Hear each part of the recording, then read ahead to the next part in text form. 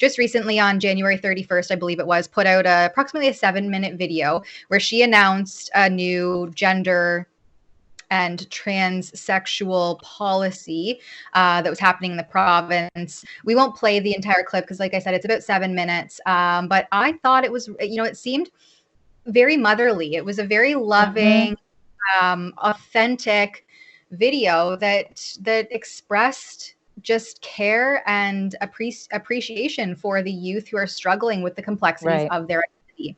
And in there, Smith, she repeatedly acknowledges the biological differences between men and female, especially males and females, especially as it comes to sports. That males are obviously biologically stronger. There's biological realities involved in that. But she also put forward stipulations on things like gender reassignment surgery and hormone replacement therapy. So no top and bottom surgery for anyone under the age of 17 and under age 15, no puberty blockers, no hormone therapy. Minors 16 and 17 need parental consent for hormones, and they must have a psych approval to do that. She's also looking to hire an expert in transgender surgery so that adults have access to a surgical expert and they do not need to be referred out to Quebec, something I didn't realize, that anybody in the province who, as an adult, would like to seek gender reassignment surgery can't actually access that in Alberta. They have to go to Quebec. And so for some reason, the left is, they're in complete meltdown over this, saying, oh, this is an attack on the LGBTQIAS2SL, whatever it is, community. And yet here she is looking to hire an expert in that field to provide anybody who's a consensual adult with that expertise in that province. So you can see there she's done more. She's done more for the community, but of course they're losing their minds. And a big part of her policy was about the teachings of gender ideology, sexual orientation, and basically all human sexuality in the school system. So for any of these lessons to happen in class, there has to be explicit parental notification and consensual opt-in requirement for any classroom instruction on gender identity, sexual orientation, and human sexuality. And all third-party materials need to be vetted first by the Ministry of Education before they're approved for appropriateness. That's huge. I thought, wow, that is really, really great. And we'll get to a clip about that specifically in just a minute because I'm almost done. Anybody 15 and under must get parental consent to change their name or their pronoun in the school system. And then 16 and 17-year-olds do not need consent, but their parents do need to be notified if they start that social transition at school.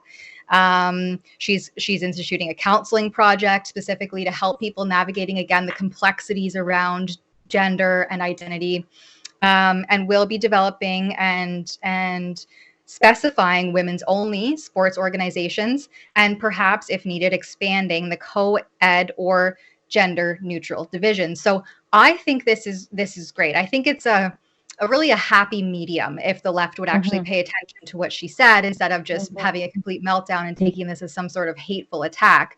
I think this is a really balanced approach to recognize that there are people who are struggling with the complexities of identity while still protecting children who are not able to make these decisions by themselves and may be coerced or funneled into doing so without their parents' knowledge or consent, which we see happening, and protecting women in sports and also people who identify as transgender, because there's obviously a lot of division that's happening as a result of these complexities. Drea, what's your takeaway? Because I think it's a great and balanced approach. It's well thought out, it's balanced, and she has so much common sense coupled with love, like you mentioned, throughout it. And she makes it very clear that most parents, almost all of them, are acting in the best interest of their kids. They love their kids. I'd say they love their kids more than anyone else. And that's what she and the province knows.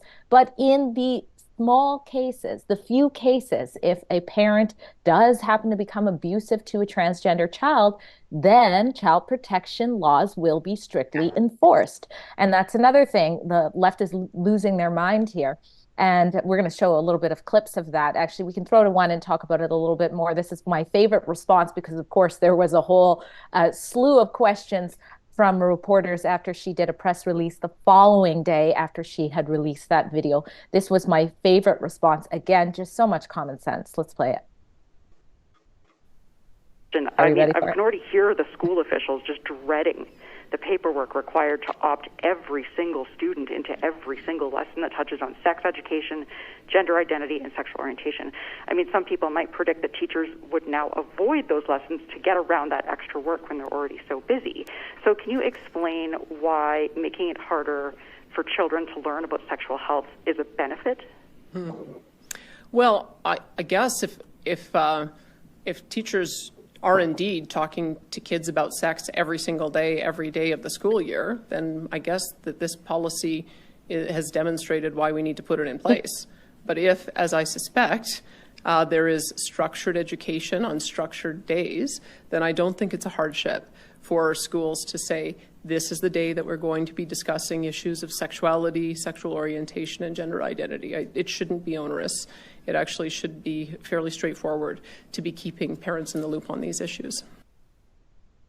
Bingo. Like, I love how she responds. But that is an issue that you and I and many of us at Rebel News have reported on, is that there needs to be some standard. Parents need to be in the loop. We're expecting them to learn science, not to be confused that they perhaps are born in the wrong body. I've covered examples of teacher in retaliation and for political motives are intentionally showing drag queen story times to a kindergarten class without telling parents. So now it's like she said, unless they're talking about this all the time, it shouldn't be a problem. And for the ones that are talking about all the problems, well, they're the ones that need to, be in line. And I love that she did that policy. One of the things I'm seeing that I don't even want to say it's the left losing their mind, because when it comes to this issue, I know so many people who have been, even I would say far left on many of the previous issues we've discussed at Rebel News, but they are on board with what she's talking about here. So many of the people losing their mind over this are saying it's against the science. Where have we heard that before? And it's not against the science. Finland, Sweden, the UK, the reason why all of these places are making these changes is because the science that was relied upon for this, am I not allowed to talk about this, Tamarin? For this type of care has been proven to be flawed. And it has. The main problem with the two Dutch studies that are dependent on by WPATH, which sets the regulations basically for what people should do in care for transitioning, it looked at children who were gender dysphoric from a very young age. They struggled with this from a very young age. They were healthy mentally. They had a strong family support, strong system. So they had been going through this in years, and they had psychotherapy the whole time. So that is the baseline. But flash forward from 2014, when those studies were published, flash forward to now, that is a completely different baseline than which kids are seeking these types of treatments and care now. These are kids who are sometimes all of a sudden deciding that they are born in the wrong body. And a lot of them, as we've known, as has been proven, as is science, are struggling with mental health issues. So it's not even the same playing field that's happening here. So that's just one of the things I'm noticing. Yeah, we can't ignore the comorbidities that exist clinically with those who struggle with things like gender dysphoria. And the fact that we're teaching children that they could be born in the wrong bodies and they aren't perfect just the way they are, whether they're, a little bit strange or they're not fitting in with your shoebox definition of a girl or a boy wants to paint his nails because his sisters have their nails painted. This just teaching children to love themselves and that we love them for who they are, whoever they're going to be, because they don't even know who they are. It's just absurd to me to think that children and teenagers know anything about who they actually are as people, because their brain is literally still developing. And so that's what I kind of go back to, is just the neurological development and the complexities of identity that anyone struggles with while they're growing up and reaching maturity. And now to know how radical these ideologies can proliferate in something like a school system, again, unbeknownst to parents, is really concerning as a parent. I don't know. I have a little bit of an idea what it's like in British Columbia, but here in Ontario, that question is very relevant because our Ontario curriculum actually stipulates things like SOGI be ingrained into almost every segment of the curriculum. So when that reporter asks, oh, now everybody's going to have to vet everything they say and all their third-party materials, that would be a reality here in Ontario because SOGI, sexual orientation and gender identity, is ingrained into the entire curriculum. It's no longer just health and safety. It's in math, it's in science, it is in everything. And you can see it. It's fluid. Yeah, and that's intentional. It's intentionally done that way. And I was just looking up Alberta's interprovincial immigration reports, and there's an article here from the Calgary Herald. We don't need to pull it up, but it says the Alberta experienced the fastest year-over-year demographic growth of all provinces and territories at just over 4% last year, and that's interprovincial growth. For policies just like this, common sense, rational, balanced policies that parents want. As the left goes into complete meltdown over something like this, the proof is in the pudding that people want it. They're literally flocking to Alberta because of stuff like this. So as the province continues to be successful, grows their demographic with hardworking, dedicated citizens, I think, again, the proof will be in the pudding. And meanwhile, we have, I think she's former NDP leader now, Rachel Notley. She's since resigned.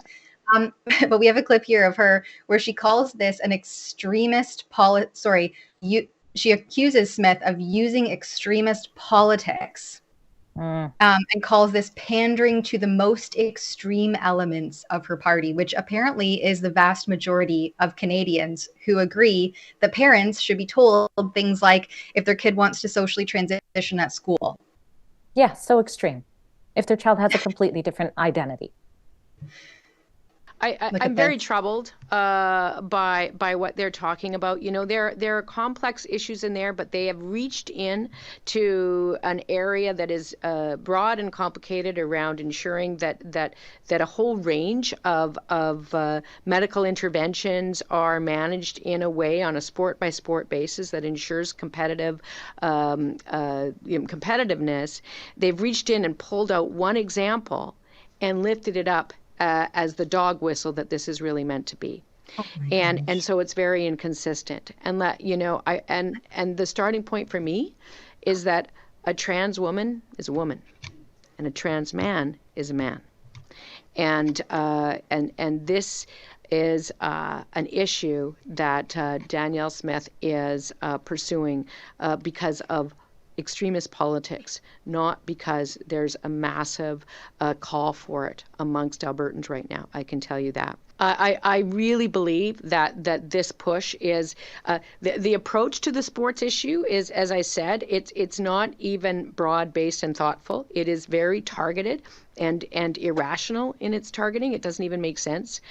So what it is it's about pandering to the most extremist element of what remains of the Conservative Party in Alberta. That's what that's about. What remains of the Conservative Party? They're a sweeping majority government. Broad and complicated. I think this is actually a very well thought out, as I've mentioned, succinct, put together policy. This is not inconsistent at all. It's very, very specific. It's very well laid out. And it seems to me like Notley is the one who's troubled and confused because it's very clear to me. And Smith, again, this is a 7-minute video announcement. It's very well done, very clearly laid out. Well, it's reckless not to have a reasonable policy. We're talking about children here. We're talking about changes that are irreversible. We're talking about changes that are being made before children, as we mentioned before, understand who they are. But even understand what sexual experiences they might have in the future and what they need to do that. They don't understand that they might not get their voice back when they go on these treatments. And certainly, how are they able to really comprehend and understand some of the side effects, whether it be the heart issues that come or that are associated with cross-sex hormones, or whether it be sterility, things like that. So it is completely reckless and unloving. That's one of the posts that I've said in response to a city councillor out in Alberta who's losing their mind. I think they're probably going by they. It's that this is the loving, the trans community. And that's what I hate about this message that's pushing back against this. It's that they keep telling trans kids that people don't love them, that people that hate them, that these policies are in place to hate them, when it's the complete opposite. We care about you so much that we want to make sure when you make this decision, it's the right decision for you and the rest of your life. It's not rocket science. And it's so backwards to come against it, really. Yeah, and it all comes back to informed consent, right? And the more often I hear about some of these stories, and especially the detransitioning stories, is that these children were not given true informed consent. They were never told the repercussions of these therapies, whether that be hormone replacement, puberty blockers, and then of course later on, if they go so far, these top and bottom surgeries and gender reassignment surgeries. And so they never knew, as they became mature adults with their frontal lobe fully developed, that this was the potential fallout of those decisions, and they are not reversible as they were led to believe. So it's really sad. I think this is obviously a way to actually protect youth from potentially lifelong damaging effects of doing things like this, that are new novel therapies. I mean, we're living the experiment. We are starting to see the fallout of it, but this is all new and exploratory. So I suppose stay tuned in the next 5 to 10 years, because I imagine there's only going to be more detransitioning stories, the heartbreaking detransitioning stories to hear from.